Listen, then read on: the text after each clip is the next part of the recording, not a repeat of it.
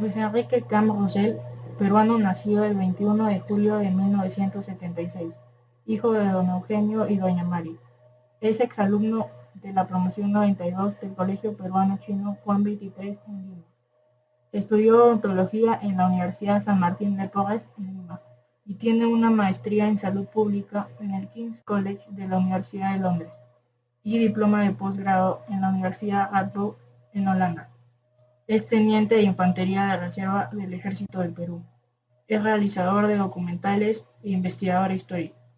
Ha recibido la medalla de la Comisión Permanente de Historia del Ejército del Perú en el 2017 y diploma al mérito por la promoción de la historia del Perú por la Academia Nacional de Historia en el año 2019. En el 2012 inicia dirigiendo un documental llamado Madeleine Truel, la heroína peruana de la Segunda Guerra Mundial. Ha ganado diversos premios nacionales como internacionales por sus documentales desde el 2013. Algunos de sus documentales son Ernesto Pinto Basurco, el peruano en el Tercer Reich, El corresponsal del Huáscar, Francisco Bolognesi, Tengo deberes sagrados que cumplir, Una rosa para el mundo, El morro de Arica, Cantar la misa con Chabuca. Y hace unos días atrás, en agosto, estrenó el documental Con el alma en vilo, dedicado a los agentes URES. A continuación, les presentamos una breve entrevista con él. Buenas tardes, Luis Enrique. Muchas gracias por concedernos esta entrevista. A ustedes. Le vamos a hacer algunas preguntas. Muy bien. Sabemos que estudiaste odontología, pero ¿cómo así te vuelves teniente de infantería del Ejército del Perú? Eres de reserva, ¿cierto? ¿Nos puedes explicar un poco? Bueno, efectivamente soy odontólogo, estudié odontología. Mi especialidad la hice en salud pública, dental, ¿no? Y bueno, ya en la universidad estuve involucrado en un proyecto editorial, hicimos una revista para estudiantes de odontología y luego se convirtió esto en un trabajo profesional porque ya hacíamos esta revista ya para profesionales. Entonces ahí fue un poco decantando mi inclinación hacia las comunicaciones, si se puede decir. Y bueno, a mí siempre me gustó la vida militar y se dio la oportunidad de ingresar a este curso, a este programa que organiza el Ejército, que convoca a profesionales para incorporarse como oficiales de reserva. Entonces, ese programa lo inicié el año pasado, en 2019, y luego de un proceso de instrucción, fui graduado como oficial de reserva, en grado de teniente de infantería. La siguiente pregunta. ¿Cómo es que te vuelves realizador e investigador histórico? ¿Tiene algo que ver con tu paso por el Ejército del Perú? Bien. Bueno, digamos, el inicio de mis trabajos como realizador de documentales es anterior. Yo empiezo con este trabajo en el 2011 y todo fue a raíz de un encuentro que tuve con una señora que era descendiente, o más bien pariente, de una mujer que se llamó Madeleine Truel, que es una heroína, ¿no? Una heroína de la Segunda Guerra Mundial, una peruana que estuvo en París y se involucró en la resistencia francesa. Entonces, con esta actividad fue capturada y llevada a un campo de concentración donde finalmente murió. Allí, bueno, después de mucho tiempo, ¿no? Un periodista peruano que se llama Hugo Coya inició una investigación sobre los peruanos que habían muerto en los campos de concentración y encontró a este personaje, Madeleine Truel. Y cuando él regresó de Europa, me pidió que pudiera ayudarle en la investigación, contactando a un familiar de Madeleine Truel. Entonces pude contactar a una sobrina y entonces nos juntamos los tres y ella contó la historia de su tía. Y recuerdo que cuando escuché esa historia, ¿no? que nos contó, me impactó mucho yo comenté, lo que nos acaba de contar es el guión de una película. Y bueno, a partir de ahí, bueno, Hugo Coya publicó el libro de investigación que estuvo haciendo, que se llama Estación Final, pero a mí me quedó la inquietud de hacer esta historia, llevarla a un formato audiovisual. Y entonces, ese era mi interés, ¿no? Para que la gente conociera su vida y su historia. Y bueno, entonces dije, uy, qué buena experiencia de poder hacer documentales de personajes peruanos que tal vez no tengan mucho conocimiento por parte de la gente o que no sean tan reconocidos. Y así empecé. Luego, ya cuando esto se vuelve un poco más así demandante, seguí un curso de técnicas audiovisuales en Madrid y yo mismo pues de una forma autodidacta pues he leído mucho de guión de cine, ¿no? Y bueno, así se fue dando las cosas. Vino el siguiente documental dedicado a Edwin Vázquez, que es el único campeón peruano en Juegos Olímpicos. Y así, entonces vino otro, y en el año 2015 tuve la oportunidad de firmar un contrato, ¿no?, con la empresa Telefónica que auspició el documental El corresponsal del Huáscar, que es el periodista que estuvo a bordo del Huáscar durante la campaña naval de la guerra con Chile. Y bueno, ese proyecto también estuvo acompañado de un libro. Y eso me dio la oportunidad de hacer como un salto, ¿no?, en cuanto a la calidad de producción, porque ahí ese proyecto tuvo un mayor presupuesto, ¿no? Y bueno, a partir de ahí fui haciendo más proyectos, junto con Telefónica y luego ya con Movistar Play, que es la actual auspiciador que me ha... Queríamos preguntarte por qué los documentales son en base a Perú. Porque es una decisión que tomé, ¿no?, de hacer personajes peruanos. Pienso que hay un vacío en cuanto a producción audiovisual de personajes históricos peruanos. Entonces, por ahí he ido, ¿no? Eso no significa que en el futuro no haga otras cosas, ¿no? Yo mantengo las puertas abiertas a otros tipos de proyectos, pero como actualmente esos son los que pienso que son historias que a mí me convencen como realizador, un gran interés de hacer eso, porque pienso que hay un vacío y por lo tanto pienso que ahí doy un aporte a la sociedad con estas historias, ¿no?, de personajes peruanos. Una corta pregunta. En julio de este año estrenaste el documental Con el alma en vilo, que se trata de la UDEX. ¿Cuál era la finalidad de ese documental? ¿Qué quisiste transmitir o dar a conocer? Sí, bueno, fue en agosto, ¿no? El 26 de agosto fue el estreno. Mi interés fue dar un rostro humano a estos policías que durante la época del terrorismo desactivaron artefactos explosivos y coches bombas, ¿no? La gente sabía que había un cuerpo de la policía dedicado a la desactivación de explosivos, que era la UDEX, pero no los conocía, digamos, personalmente, ¿no?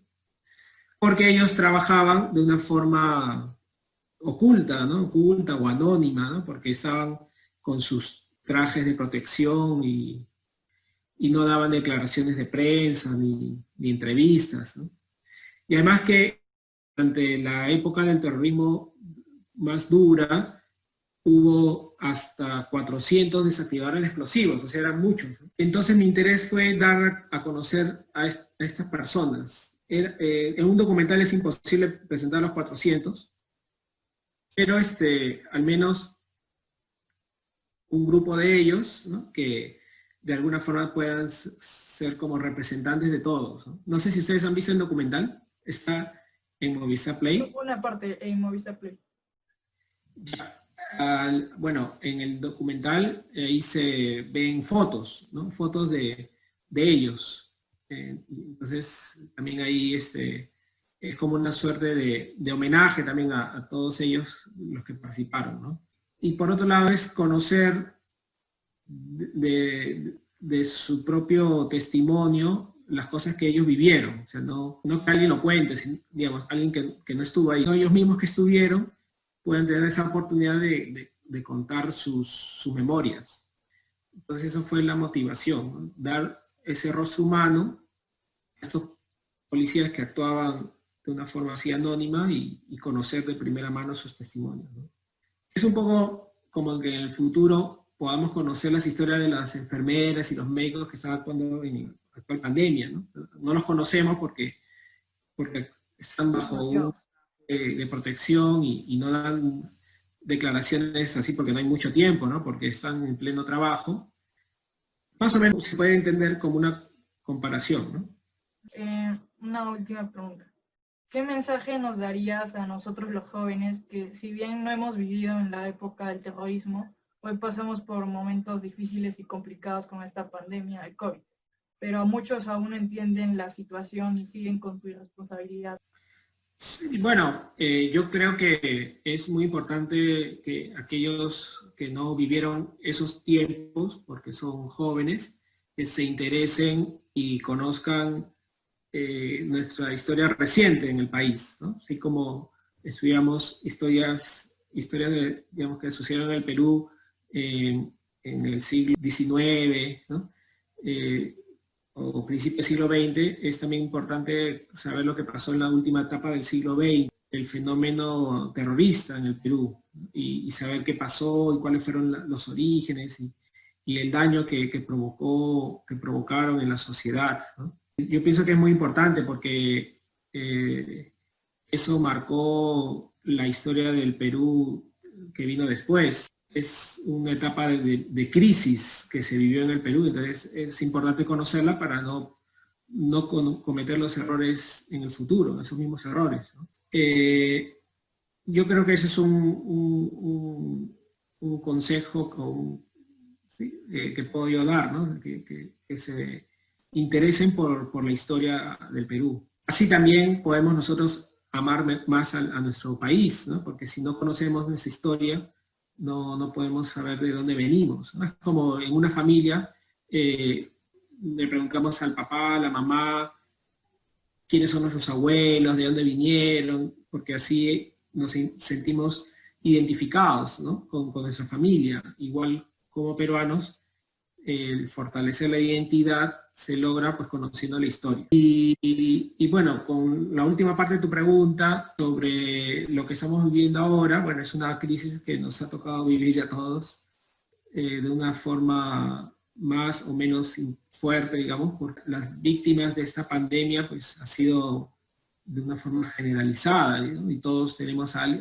ya sea un familiar cercano o un amigo pues que ha fallecido, ¿no? Y bueno, actuar con responsabilidad siempre, ¿no? Ya sea antes de la pandemia, durante y después. Sacar lecciones, ¿no? La vida no va a ser igual definitivamente después de esto, pero bueno, es lo que nos ha tocado vivir y tenemos que afrontarlo, ¿no? Una última pregunta. ¿Piensas hacer un documental sobre la pandemia? Yo no cierro las puertas a ningún tema, ¿no?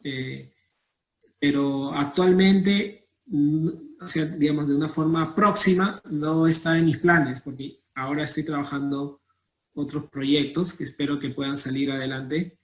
Acabamos de terminar el estreno del documental dedicado a los miembros de la UDEX, que se llama Con el alma en vilo, el 26 de agosto, o sea, hace poco más de 10 días.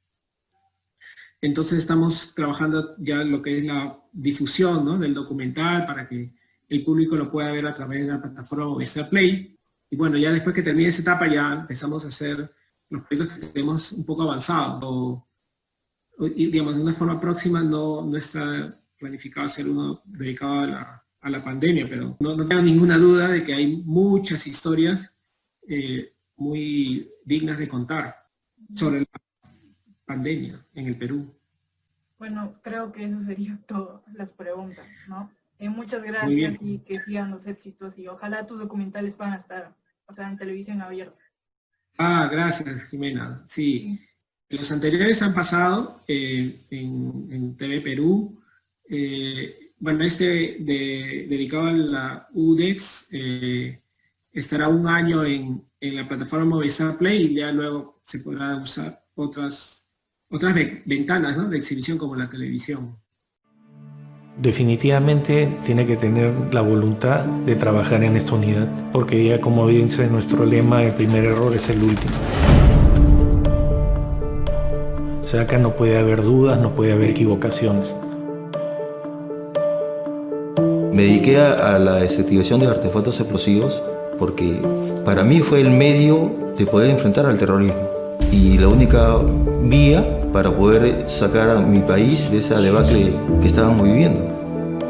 Cuando yo ingresé a la UDE, la situación en el Perú era crítica. Había coches bombas, artefactos explosivos. En ese tiempo más o menos habré desactivado, calculo yo, unos 60 paquetes.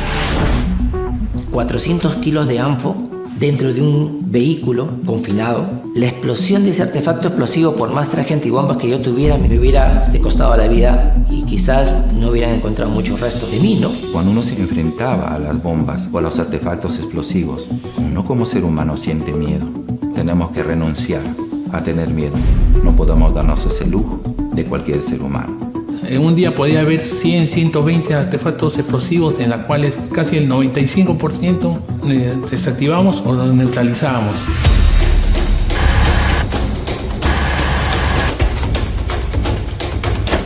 Tenemos que hacer un trabajo silencioso y no dar cuenta a la prensa ni a los medios de comunicación. Cuando estábamos en plena acción, se produjo la explosión. Hasta ahí recuerdo. Hemos visto en carne propia todo el salvajismo, la violencia, la carnicería que Sendero y DMRT han realizado. Cuando uno está cerca de la muerte, uno valora más a la vida. Esa unión, esa camaradería, esa hermandad, ¿no?, que tenemos.